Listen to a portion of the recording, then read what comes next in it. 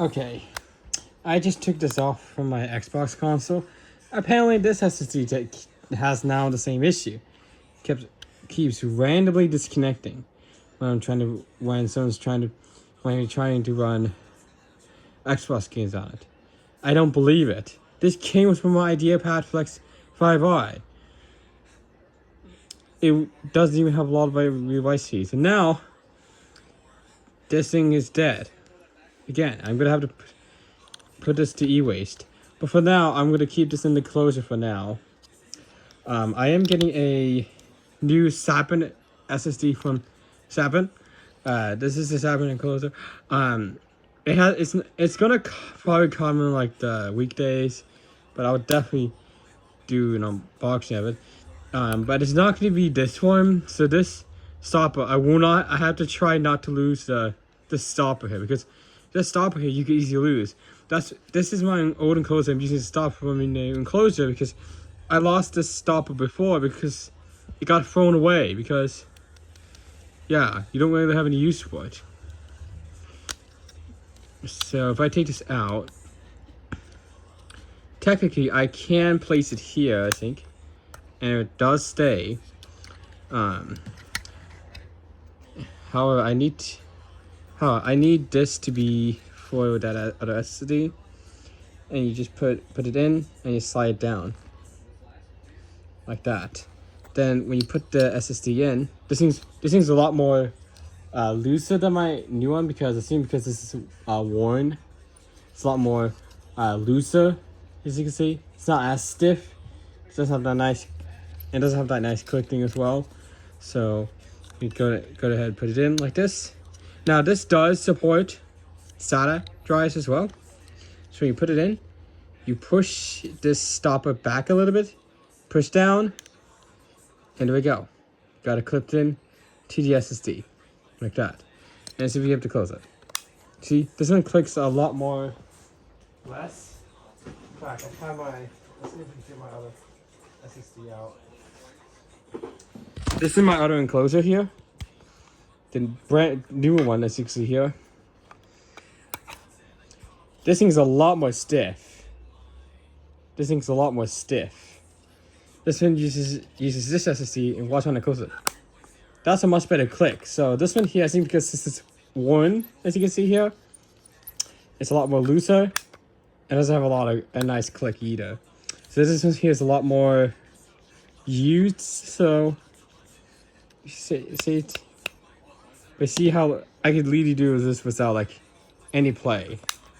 However, on this one here, which is a new one, this thing is a little bit difficult to move around because this one has this one's stiff, brand new enclosure. So, and this here is on this one as well, right there.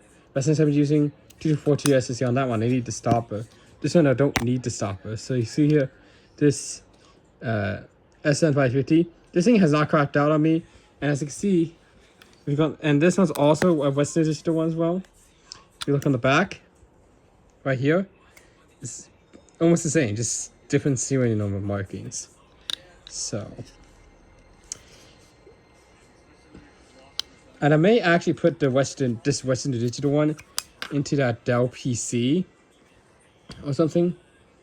But that Dell PC already has a 512GB one. It just needs a thermal pad,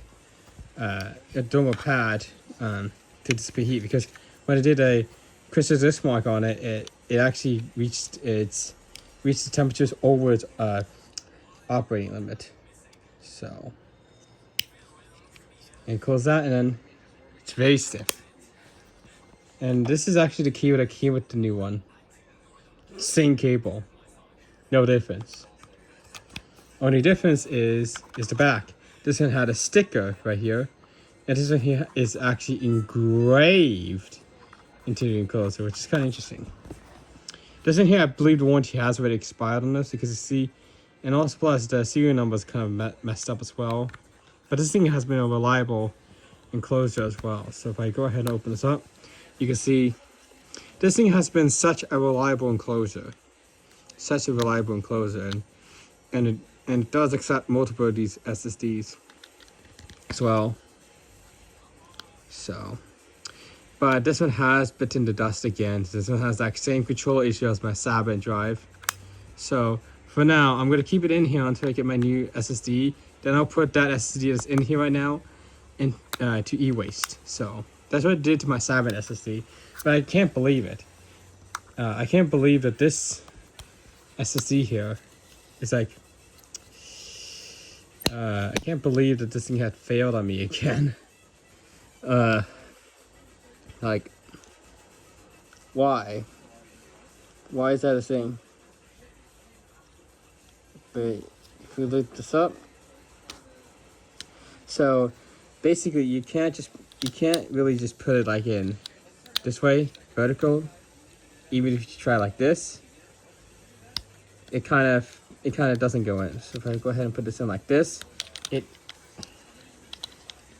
so if I go ahead and try to put it in like this, without putting it in like at an angle, you can see it snaps in. But if I try taking it out, it would be difficult. Like that. So that's why you want to angle it like this. Because when you angle like this, there's no play. So once you anchor it in like this on an SSD, when you do it on PC, that of course, you are then able to screw this down. Of course, this one's just a stopper, but you are able to just screw this down. So, and there goes my stopper. So let's go ahead and put this back in. So let's plug that back in again. And there we go. We got it back in to the enclosure. And then this dome pad up here, because this entire casing acts as a heatsink, does work. This one also has it as well. Now when you open this up, you have to take this out, because when you open this up, it goes right over that. So this one also has a thermal pad as well. And see, this one's a lot more stiff. And both enclosures act as a heatsink. So this is my new SSD enclosure, and this is my old SSD enclosure. So yeah, unfortunately, yeah, there's not that I can really do about the SSDs that's right now in here.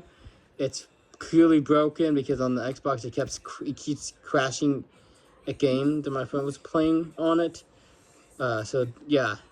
Luckily, I already had another spare SSD right there, so yeah. Already, are you serious?